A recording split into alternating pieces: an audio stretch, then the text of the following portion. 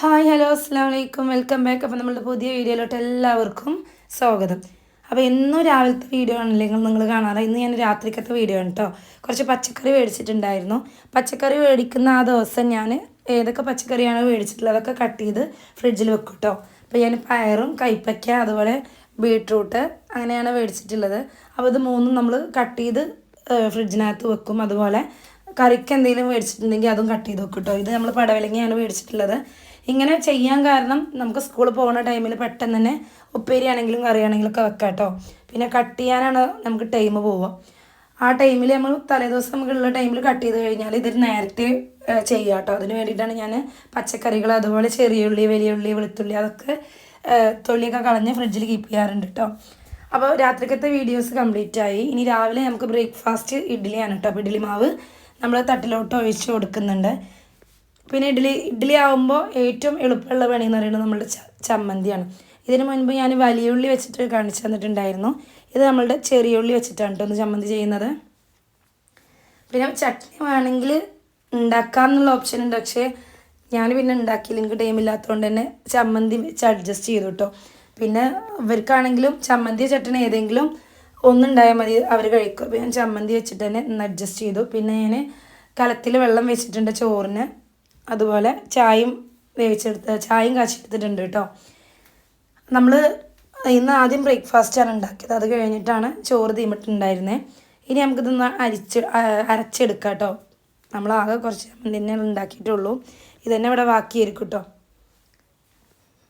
അങ്ങനെ നമ്മൾ ഇത് അരച്ചെടുത്തിട്ടുണ്ട്. പിന്നെ ഞാൻ പറഞ്ഞിട്ടുണ്ടായിരുന്നല്ലോ തലേ ദിവസം നമ്മൾ പയർ കട്ട് ചെയ്ത് ഫ്രിഡ്ജിൽ കീപ്പ് ചെയ്തിരുന്നല്ലോ. അപ്പോൾ അതൊന്ന് വേവിച്ചെടുക്കുന്നുണ്ട്. ഞാനിവിടെ നമ്മൾ ഉള്ളി തൂമിച്ചിട്ടുണ്ട് പയർ വെക്കാറ്, അല്ലാതെ പയർ ആദ്യം വേവിച്ചിട്ട് പിന്നെ തൂമിക്കാറില്ല. ഉള്ളിയിൽ വഴറ്റി പിന്നെ പയർ അങ്ങനെയാണ് ഞാനിവിടെ പയർ ഉപ്പേരി വെക്കാറ്. അതിനകത്ത് ഞാൻ കുറച്ച് ഒരു 3-4 പച്ചമുളകും ഉപ്പും കൂടെ ആഡ് ചെയ്ത് പയർ അവിടെ ഇരിക്കട്ടെ. നമുക്ക് അടുത്ത പണി എന്താണെന്ന് നോക്കാം. ഞാൻ തലേദിവസം കട്ട് ചെയ്ത് വെച്ചിട്ടുള്ള പടവലങ്ങ എടുത്തിട്ടുണ്ട്. പരിപ്പും പടവലങ്ങയാണെന്ന് കറി കേട്ടോ. അപ്പോൾ തക്കാളിയും പച്ചമുളകും ഒക്കെ കട്ട് ചെയ്ത് വെച്ചിട്ടുണ്ടായിരുന്നു. അതിട്ട് കൊടുത്തു. പിന്നെ മഞ്ഞൾപ്പൊടി ഉപ്പ് അങ്ങനെ ഇട്ടിട്ട് അതൊന്ന് വേവിച്ചെടുക്കുന്നുണ്ട് കേട്ടോ.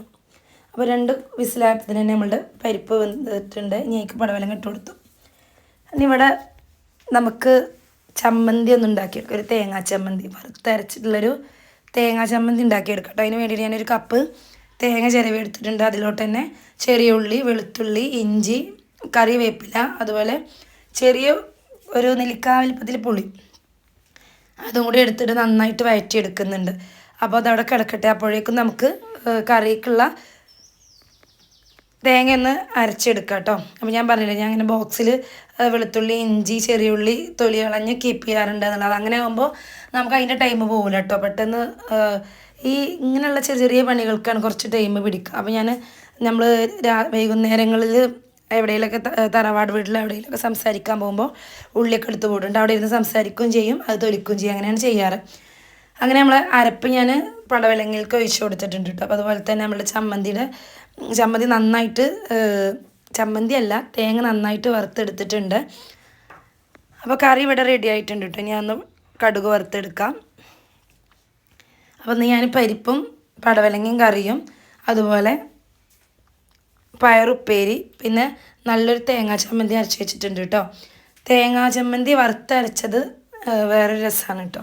നമ്മൾ അരച്ച കറികൾക്ക് വേറെ രസമില്ല. അതുപോലെ തന്നെയാണ് വറുത്തരച്ച ചമ്മന്തിക്ക് വേറെ ടേസ്റ്റാണ് കേട്ടോ.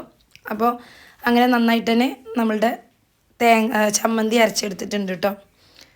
പിന്നെ എൻ്റെ കയ്യിൽ കുറച്ച് കൊണ്ടാട്ടം അതുപോലെ കൊണ്ടാട്ട മുളകും കയ്പ്പക്ക കൊണ്ടാട്ടനും ഉണ്ടായിരുന്നു കേട്ടോ. അപ്പോൾ അതും കൂടെ ചട്ടിയിൽ ജസ്റ്റ് ഒന്ന് വറുത്തെടുക്കുന്നുണ്ട്. അപ്പോൾ ഞാൻ അങ്ങനെ വിചാരിച്ചു ഇത്രയും കൂട്ടം ഉണ്ടാക്കിയപ്പോൾ നമുക്കൊന്ന് വാഴൻ്റെ ഇലയിൽ കവർ ചെയ്ത് കൊണ്ടുപോയാലോ. അങ്ങനെ ആകുമ്പോൾ നമ്മൾ ചെന്ന ഉടനെ വാഴൻ്റെ ഇല ഓപ്പൺ ചെയ്യുമ്പോൾ അതിന് വേറെ സ്മെല്ലല്ലേ. അത് നല്ല ഇഷ്ടമാണ് എനിക്ക്, നമ്മളുടെ പൊതിച്ചോറ് പോലെ. അപ്പോൾ കുറച്ച് ചോറ് പയർ അതുപോലെ ചമ്മന്തി കുറച്ച് അധികം എടുത്തിട്ടുണ്ട്.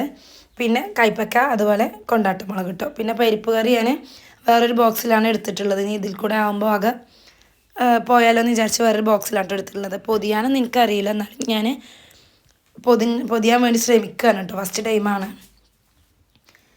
അങ്ങനെ ഏകദേശം സെറ്റായിട്ടുണ്ട് കേട്ടോ.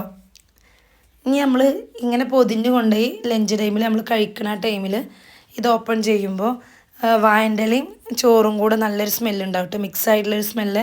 അത് നല്ല ടേസ്റ്റിയാണ് കേട്ടോ. പണ്ടത്തെ നൊസ്റ്റാൾജിയ ആയിട്ടുള്ള കാര്യങ്ങളൊക്കെ ഓർമ്മ വരും കേട്ടോ അപ്പോൾ നമ്മൾ കഴിച്ചിരുന്നത്. അപ്പോൾ ഇത്രയൊക്കെയാണ് ഇന്നത്തെ എൻ്റെ വീഡിയോ. അടുത്ത വീഡിയോയിൽ കാണുമ്പോഴേക്കും ബായ്.